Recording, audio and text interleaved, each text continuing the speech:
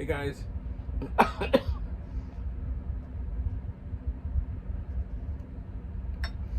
Mike here from Old Man Things. How you guys doing? Out in the fisherman's nook.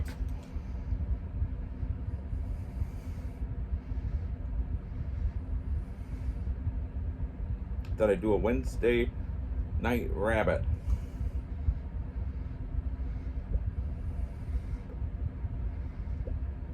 It's more of a story.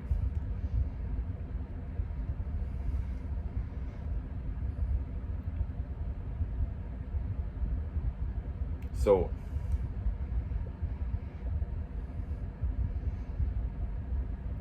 when we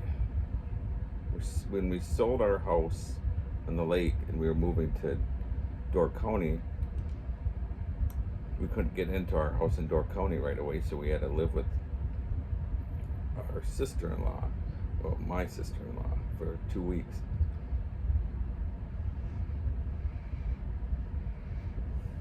And we would go to La Crosse, and that's where I went to college, and the old Briar Patch pipe and cigar shop was still open. Of course, when I was in college, it was just a pipe place, and it was great. It was just one of those places you always wanted to be at. Now they do coffee as well, and it's mostly cigars, but I had packed all my pipes up without thinking, and I didn't have any pipes. So I said to my wife, can I go get a pipe at this place? We were in La Crosse, because it wasn't very far from where her sister lived.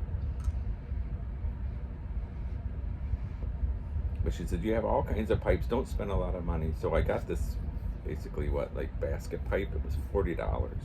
It was made in Italy. It was nice looking. I liked it.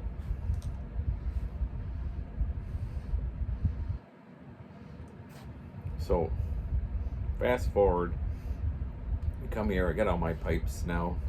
I have a pipe case that I used to take with me before I got this one. And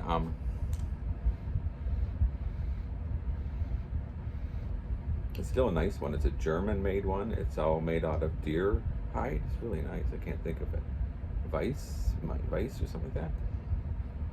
Anyways, I put that pipe in there, and that would be, so I always had a pipe with me if I took tobacco with me. Okay, fast forward now, this spring, of course, everything here closes down mainly for the winter, and I was waiting so much for this big antique mall place to open up. It's the best one in this area.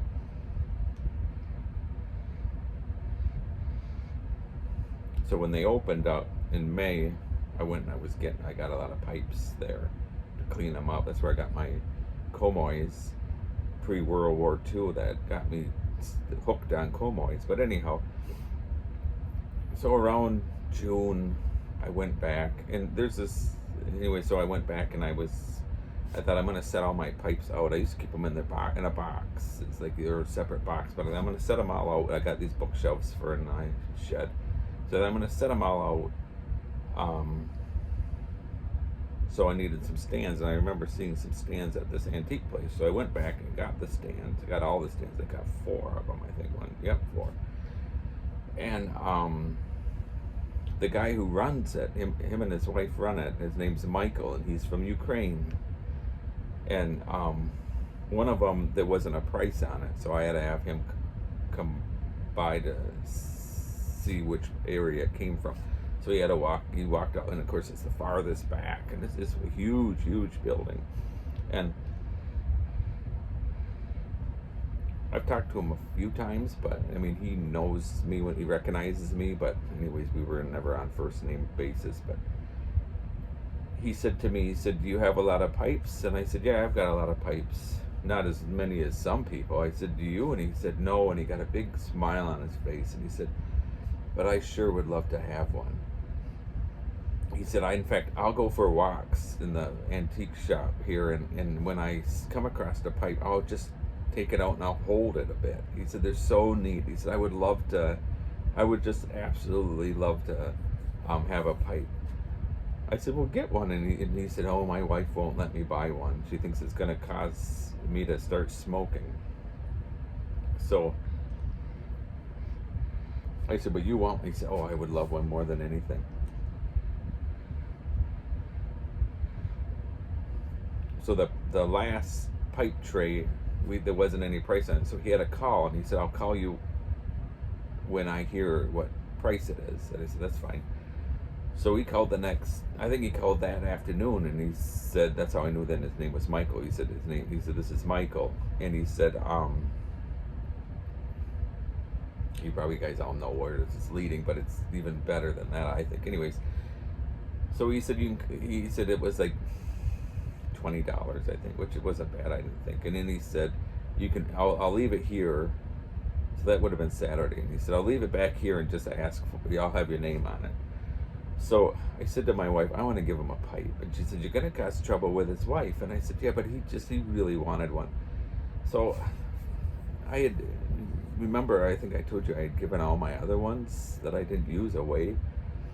So now the only ones I really had that I didn't use were my dad's ones. And I wasn't going to give him my dad's one. And I picked up a couple corncob pipes, and I just, it's just not the same. And I mean, all of a sudden I remembered that pipe from lacrosse. And like I said, it was like a $50 pipe. It was really nice. It was a bent bulldog.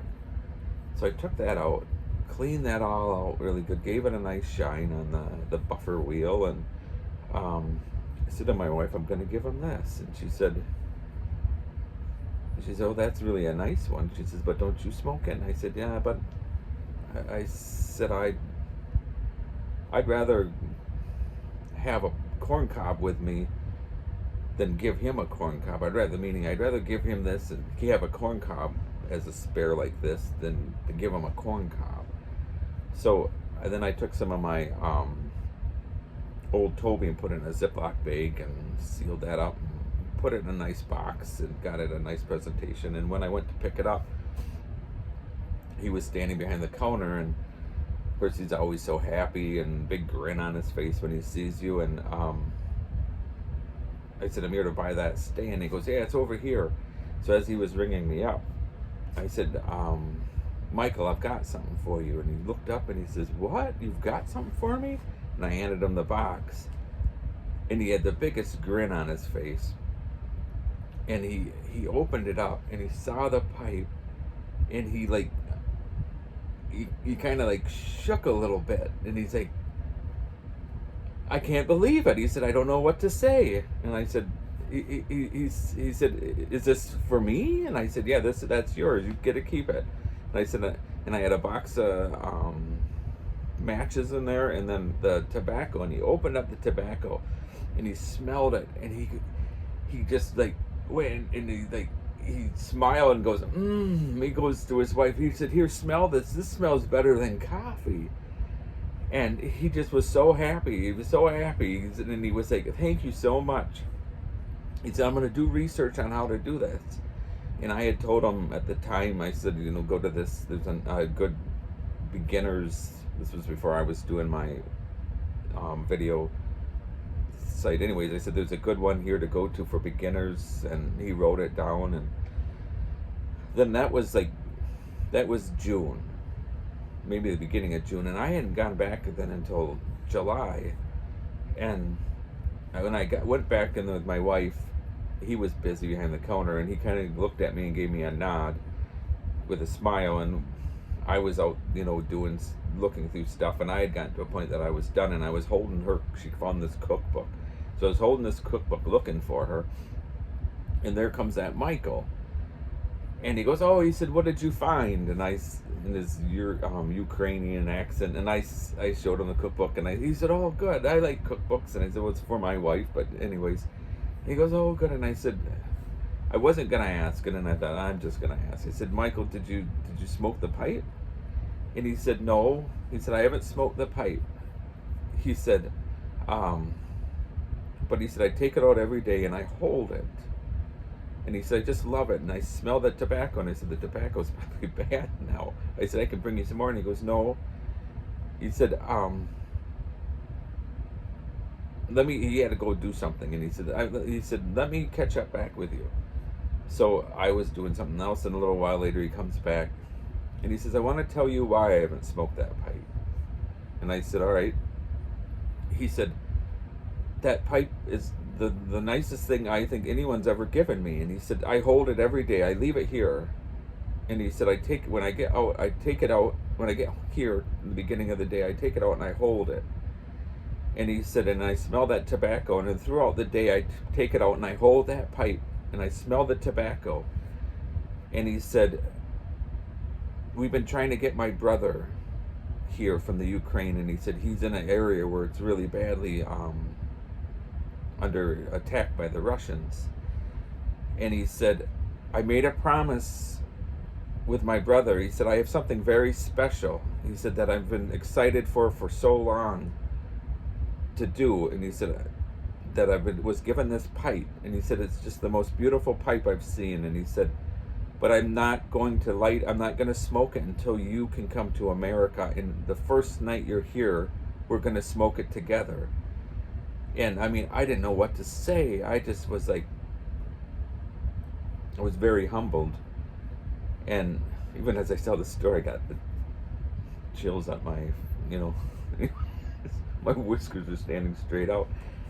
I didn't know what to say. And I said, do you have any news? And he said, yes. He said if everything goes to plan, he'll be at the Chicago airport like the following Monday, and we're going to pick him up. He said, so we're going to close this store so we can go pick him up. So, and the few times later I would go back, it was just his wife, and I didn't know where he was. So one time I did say, I said, did the brother ever end up coming to America? And she said, oh yeah, he came and he's living with us. And she said, and Mike was just so happy that he was able to get here. So anyways, that was just a really neat experience. And it was a very humbling experience to know that something that cost $40 or $40 to $50 could make such a difference in somebody's life. And to see him so excited about that was just really neat. So anyhow, there's my little story of my Monday night rabbit. Wasn't much of a rabbit, it was more of a story. But anyways, see you guys later. Keep your pipes lit. Thanks for watching. Bye.